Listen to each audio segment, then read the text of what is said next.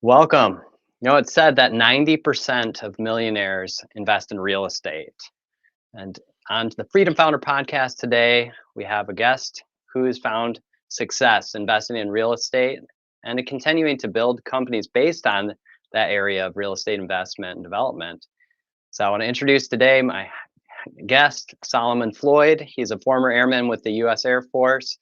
He's the founder of several real estate focused companies and is the managing member of the Reunion Variable Income Fund. As a real estate investor, he has invested in development of over $15 million in deals within tertiary and military markets. He continues to use strategies based on his experience in the military to work in those communities that are based in those around those military bases, and the income and the areas that they provide, the insights that he's learned through that experience. So, welcome, Solomon. Heck yeah, man. Glad to be here. Thanks for having me. I appreciate it. Yeah, of course, of course. So, I wanted to just kick this off a little bit. Has real estate always been an interest to you?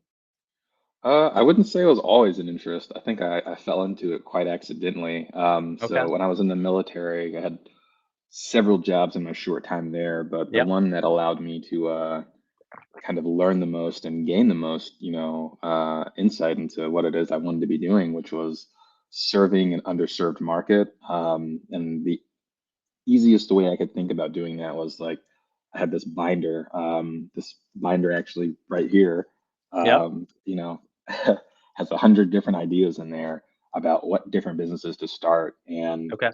that ended up turning into just they were all based on one thing and one thing only. They all need a place for the business to be on the ground. And so I thought to myself, Yep. well, they have to have this real estate component. So I used my continuing education credits in the military to go get my real estate license. And in my real estate license course, I'm learning all this stuff about real estate, and no one is talking about, VA buyers. No one's talking about anything with military members. They're all talking about civilian stuff, and that Yep. opens my eyes into the world of the difference between the civilian marketplace and the military marketplace. And from there, I was instantly hooked. And now all I do is serve the military marketplace to an almost exclusive level where we can provide them housing, businesses, and everything in between, all geared towards America's most underserved population, the United States military. Yeah, no, that's great, and especially when you can see that from your own direct insight, having been a part of that community, that there's opportunity there to provide additional places for dwelling, places that are affordable, places that people can um, be a part of the community. I mean, that's impressive just to take that from the direct experience and continue to operate in that after your time in the military as well.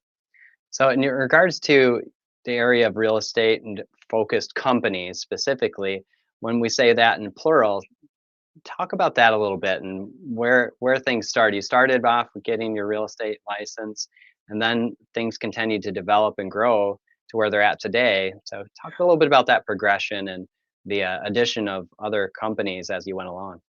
For sure. So it started off with exactly that, getting my real estate Yep. license, and I hated every bit of it. The classes were boring and the tests were Sure. terrible.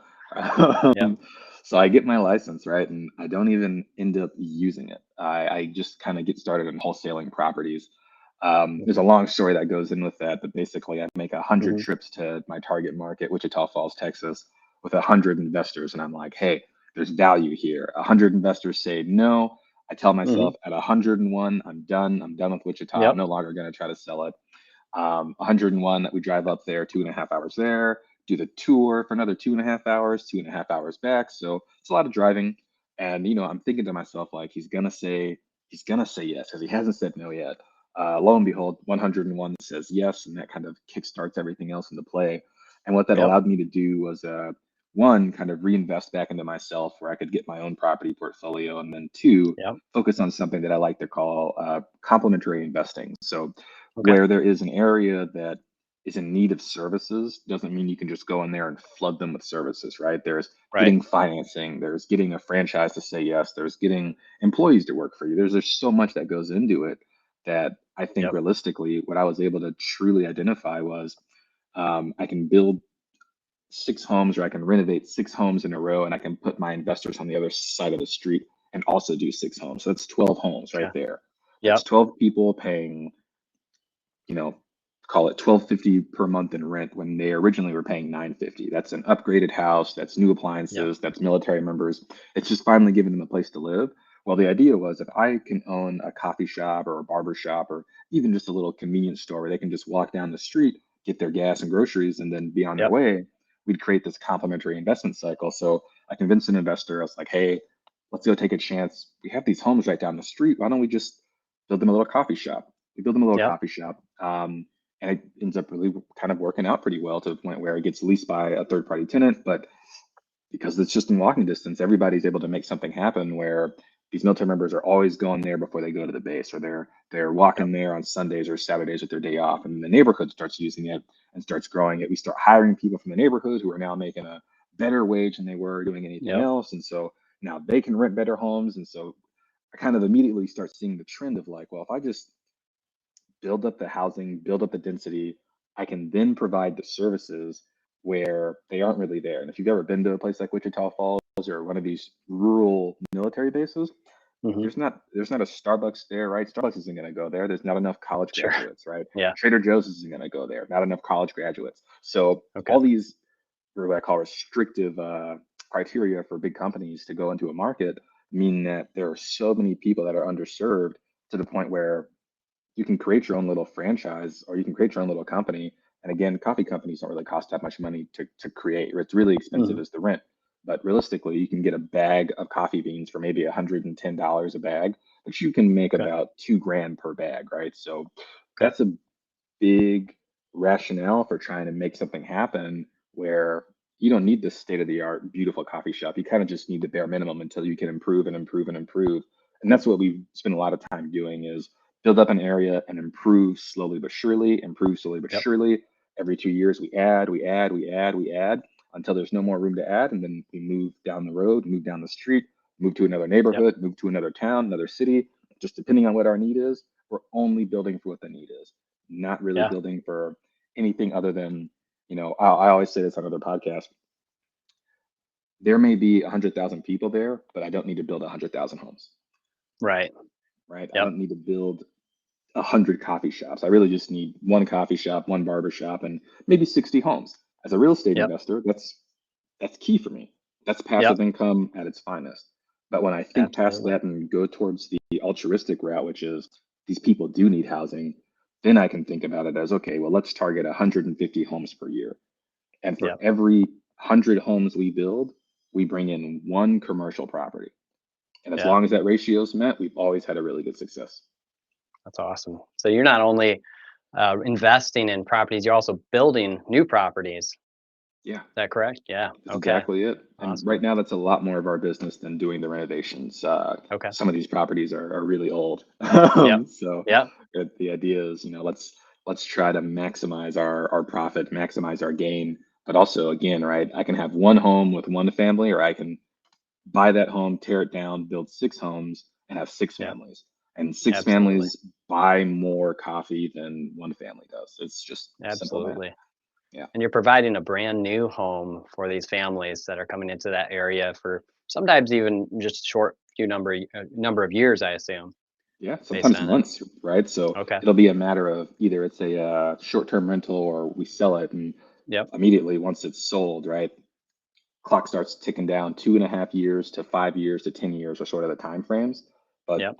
now when that home gets sold, the lady who's been working at that coffee shop for 5, 10 years, she's finally got enough saved up. This home finally Yep. comes on the market and it is within her price range. It is within her square Yeah. footage.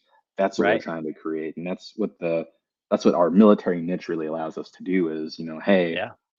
let's build for the community. Let's build for everybody by starting Yep. with one and then doing the trickle down every other way. Yeah. Some definite synergy in that environment. Yeah, So exactly. with with regards to business, I mean, you hear a lot of people talk about got to get your MBA, got to get your degree, got to go to school. Talk about that education in business, and specifically whether you went to college, got some coursework in the area of business, or how did you become educated to be a business professional? Yeah, so that's a great question. It really wasn't anything other than I'm a very big person in observing and asking questions. So, Yep. going back to what I said earlier, I don't build what I want, I build what's needed. So, Yep. before I go in and build anything, before I go and bring a business anywhere, I'm asking the people who are going to be utilizing this service, what do you want to see? How much do you want it to cost? And, realistically, if I build this, how often are you going to use it? And most people will Yep. be like, I'd use that coffee shop every day. Again, I use coffee because it's easy and it's simple. You Yep. can even say a barber shop, right? But people only get their haircut, what, once every 2, 3 weeks, Yep. if that, right? So you're really relying on the input of the people who are going to be using it. But again, for me, I only focus on the military aspect. I focus on that Right. first before I focus on anything else because in the military, there are regulations, have to get a haircut, right? Yep. You have to look a certain way. So I can count Sure. on that 2 weeks pretty often. Yep. And it makes it Yep. significantly easier for me. So I'd say my business education from all of that really came from being in the military. I Yeah. myself am a college dropout, right? So I went to Okay. boarding school. That was Yep. really helpful for me to be able to kind of understand how people who are wealthy stay wealthy and how people who Yep. are poor stay poor. Sure. And with that, I think there is this common ground in the middle where everybody can benefit right down the middle, right? If I Yep. invest in X that helps you achieve your goal, even without you knowing, right? That again, I go back to the example that if that lady who's working at the coffee shop is now like, hey, it's been 5 years, I'm ready to buy that house, right? Yep. I know that in that 5 year time frame, that's who's gonna be buying the house. Does she know that she's gonna Yep. buy that house in 5 years? Absolutely not. At least not, Right. consciously. It'll be subconsciously. But with that being the case, it's one of those things where it's one of my favorite things. I think people always tell me, if you build it, they will come. Yep. And because it is a market where things are still cheap, and I mean things are still cheap, right? I'm selling all my properties for sub 300K for the most part. Okay. So with that being the case, it becomes a real affordable house, which means Yeah. anybody could buy it. Anywhere from about $10,000 to $15,000 down to purchase a house from us Yep. as a civilian, which means maximum affordability for a market that doesn't have one, inventory, and two, affordable inventory. So Yep. those are the things that you kind of identify. And I think when it comes to building a business, you want to be in a position where you can be as horizontally integrated and vertically integrated as Yep. possible. I say, if anything, limit your vertical integration, but you really want to make sure that your horizontal integration allows you to move forward in one progressive time frame, right? So Uh-huh. 5 years, 5 years, 5 years, 5 years. That's how you want to look at it from the investing in a business standpoint. Where are Yep. we going to be every 5 years?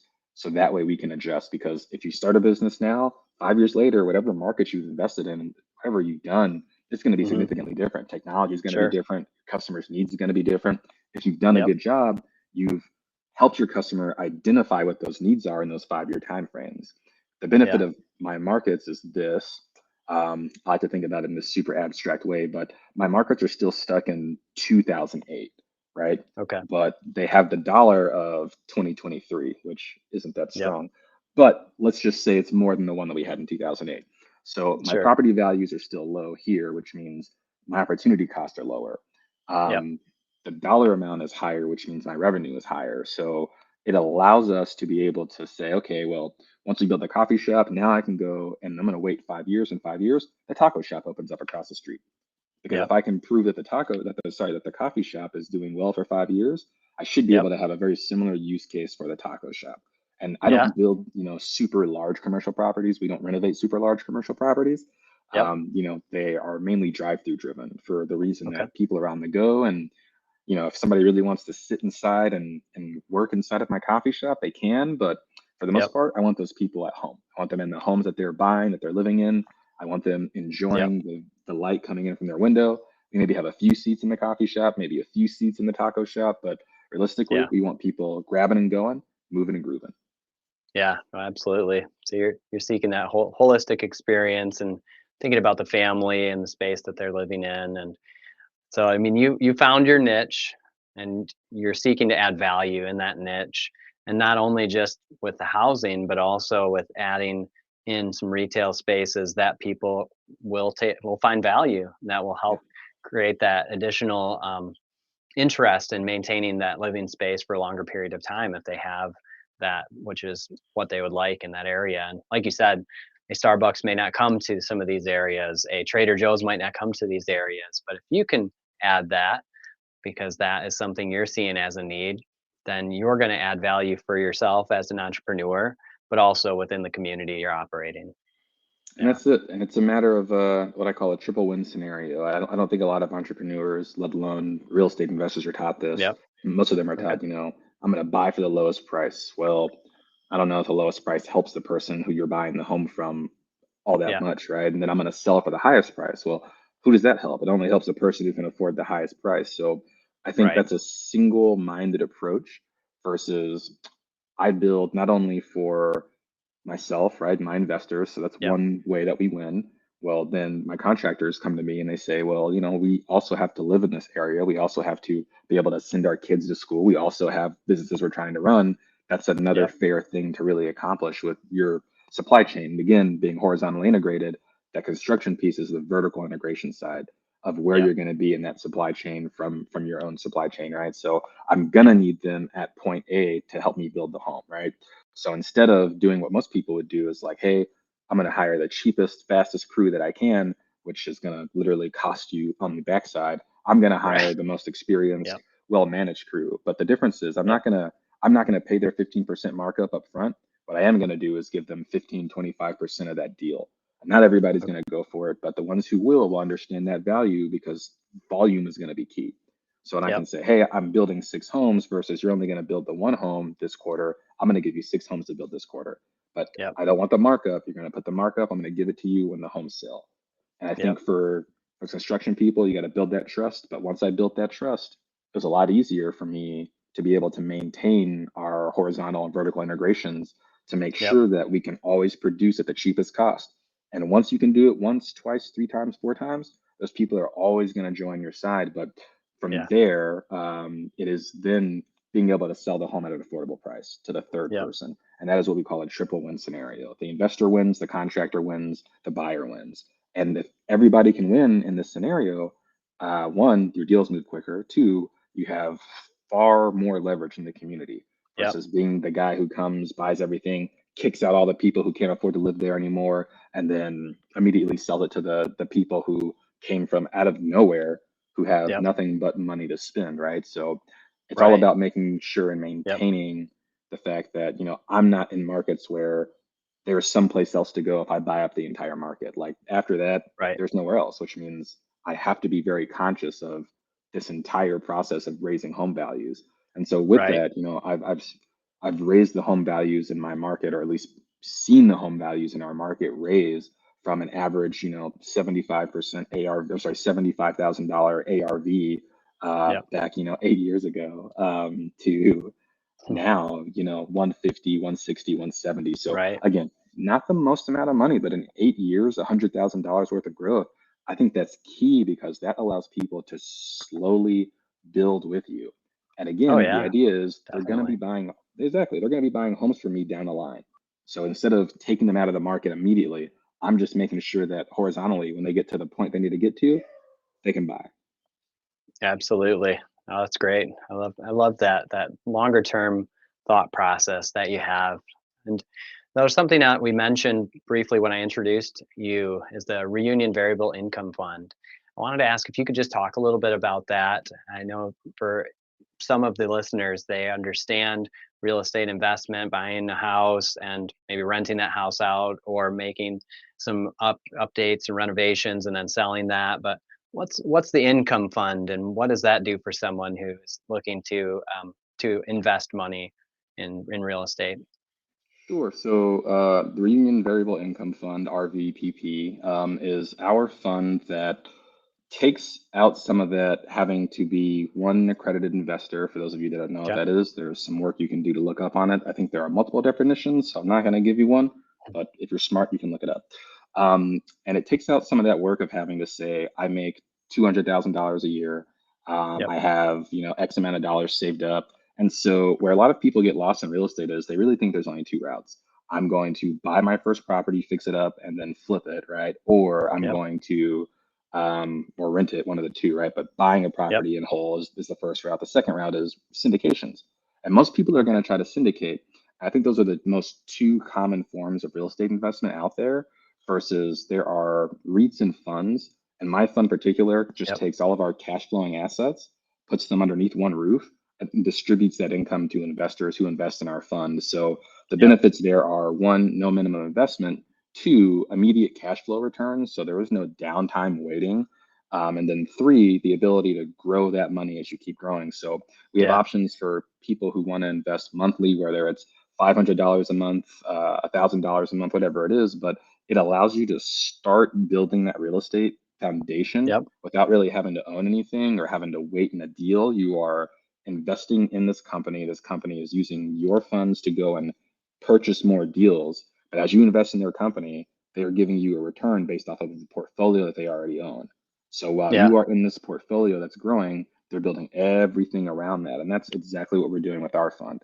So while I go Yeah. out and build more homes, more apartments, more commercial property, you are benefiting from the fact that my portfolio is already cash flowing with a lot of these items, from Yep. hospitality to storage to commercial to retail to all of it. There are going to be those big benefits there where, Yep. again, it depends on the fund, right? But like, for example, my fund pays out quarterly instead of yearly.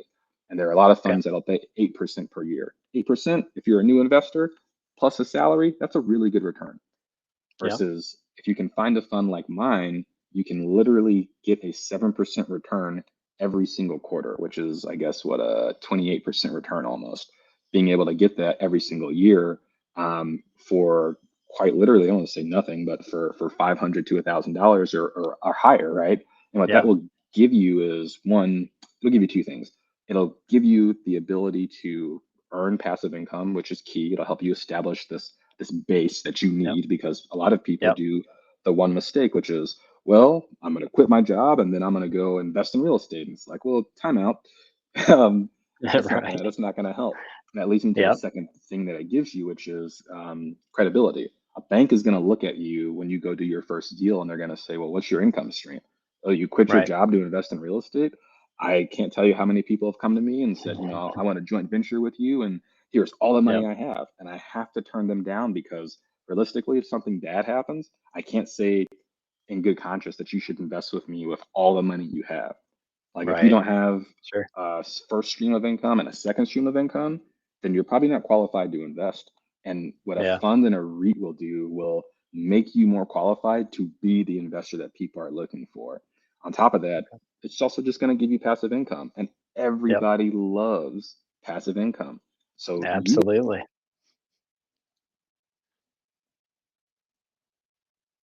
I think I might have lost you in that moment.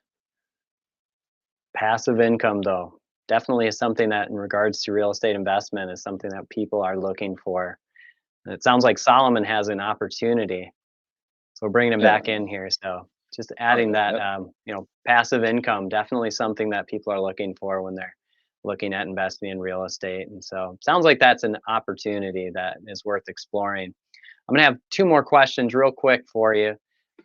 One, in regards to business, what is a big life lesson or big business lesson that you've learned along the way that you can share with our listeners? Well, I think I gave you two of them already, but the first one is definitely from this alone, right? Yep. In real estate, and this is primarily real estate and business. The first one I Yep. can give you is identify your niche and identify what your niche needs. That's number Okay. one. For me, Yep. military members were ultimately that niche. That was probably the biggest thing that I learned from. What I Yep. had to do with that niche was separate myself from who they were. And Right. because I thought to myself at the time, like, well, I'm from Dallas, so I'm going to go build Dallas style properties. Not everybody wants this super modern luxury home, right? Some people Yep. just want something super basic with a nice backyard. And so I had to learn to kind of tamp that down a little bit. What I Yep. learned from that situation was I can build a shell of a property and then I can sell it to somebody and they can finish it out however they want. Yep. It's a Yep. much better selling product. It still allows me to keep it affordable, but I also get the benefit of allowing the people who are buying homes from me to buy my homes at 95% leverage, which is really Yep. good. So they're coming into my properties with 5% down whenever they want to buy. And that's Yep. really good for first time home buyers. The second Absolutely. thing that I mentioned here is working with contractors and doing things right. I Yep. learned this lesson probably 100 times, and I think I'm still going to learn this lesson. But you're going to meet a lot of people who are like, do it for the cheapest cost. Cheap doesn't Yep. equal right. And if you get the professional who gives you the higher price, they're giving you the higher price based off of their experience in that field. I'd say always go Right. with the more experienced professional and learn that Okay. lesson because it costs exactly what it costs to do it right the first time. If you Yep. cheap out on it, it's going to cost whatever the cheap cost was, plus whatever it is you're going to have to do to fix it. Yeah. And you Absolutely. don't want to be in that situation more than once because, as we call it, you will lose your bottom side if Yeah. that starts happening to you over and over and over again. So you want to make Right. sure that you are doing the diligence, understanding the cost, and it's really not that difficult, right? Imagine you Yep. can just go on Home Depot and say, "Well, this vanity only costs $200. Why is this jabroni charging me eight?" And have them Yep. explain to you why they're charging you $800, right? If you say, "Well, I'll supply you only the vanity, you just give me the labor," that's even a Yep. much better aspect of what you're trying to do purely because that'll give you some more control. So experiment with that as you look to buy, purchase, invest, whatever it is, renovate. As long as you are the person who is saying, here's my budget, here's what I'm trying to stay within. And if you get three people that tell you that's only going to get you this far, and they all tell you the exact same, length that'll get you, Yep. and that's what it's going to get you. And you've got two choices: reevaluate your deal or move on to the next one. And it's a-okay to move on to the Absolutely. next one. Absolutely. Great advice. So, in regards to my final question, $1 million question here. So, if you were to be given $1 million today to invest in your business, where would you put that specifically? And this is not from someone who's saying that I this think I is may have all of lost their you. money. So, all right, just in regards to, you still hear me? All right, $1 million question. We'll come back around to that if he's able to rejoin us. But if you are interested in finding out more about Solomon and what he is doing, please reach out to him. His email, solomon@reunioninvestments.com, or check out his website, reunioninvestments.com. I know you would gain a lot from reaching out to him and exploring what he has to offer. And if you have any interest in finding out more about the Freedom Founder podcast with me, Zach Duggar, please reach out to me at zach@thefreedomfounder.com, and hope to hear from you soon. But for today, let's finish up with that. I want to thank Solomon for his time and for joining us and sharing of his wisdom and his experience serving his community in the military and the surrounding markets that they live in. So, Solomon, I was just signing out and saying thank you for joining us. And I have already shared your contact information if anyone who wants to reach out to you. So, any other parting words for us today? Yeah, I guess if you want me to answer that last question real quick, I don't know what Yeah, happened. yes, Yeah, please do. what was it? I'm sorry. $1 million question. Just if someone were to hand you their $1 million today, not that person who is saying that it's their last dollar that they have or Yeah, all of their money, yeah. as you mentioned earlier. But what would you do with that today? With $1 million today, Yeah. honestly, huh, let's say I'd first look into the most needed spaces right now that are going to be the most required for people to get what they need. So I'd look into affordable housing, self-storage, Yep. and then I'd look into the other aspects of what we have that are in need of shortages, is what I call them, right? So Yep. we've got a pilot shortage, we've got a engineering shortage, we have shortages of actual jobs that people do versus business dev or anything like that. I would look for opportunities where I could invest that money within things like maybe a flight school that trains inner city kids or underprivileged children. Because Yep. at that point, one, that's going to be a great return. If you don't know, all of the airlines pay massive recruiting fees to be able to bring on pilots. So if you think Yeah. about it, $1 million would probably realistically, let's see if we can do this, would probably train about 43 pilots in getting their private Okay. pilot. business. And then the airlines would take them over from there, get them moving. So that's a good way to, Yep. one, make some money. Two, I think I would really look towards something like, again, my fund or another REIT that I really enjoy called Rad Diversified. Yep. Those are going to be the two that I would look to the most, purely because they offer a significant return profile. And again, they pay out quarterly instead of yearly. The third Yep. thing I would do, cold storage for sure, and/or chemical storage. So if you could find Okay. yourself in a tertiary market right off a major highway and/or railroad, those are going to be Yep. the options for you that you think you could probably make the most amount of money. Those are going to be your highest returning things. So pilot training referral program where the airlines pay you. Um, the second one, it's gone now. Well, the third one, storage, chemical storage, and Yep. everything in between. And then I don't remember Absolutely. what the third. Oh, the third one, funds and REITs. The third one is Yep. funds and REITs. Yep. So if that's something you want to really look into, definitely some place to go check that out. For my website, at least, rvpp.com, rvppfund, fund.com. Or you can, just hit me up on LinkedIn or our website at reunioninvestments.com. Be happy to go through this Perfect. information with you guys. Yeah, that's awesome. You are a man with depth, and there's so much more we could have got into today, including your own the fact that you also have your private pilot's license. But I want to thank you Yes. again for joining us and sharing your journey. So please, for those that would like to reach out to Solomon, I know you'll get a lot of value by doing so. So I thank you appreciate again. it. Thanks for having me. Thank you so much. Absolutely.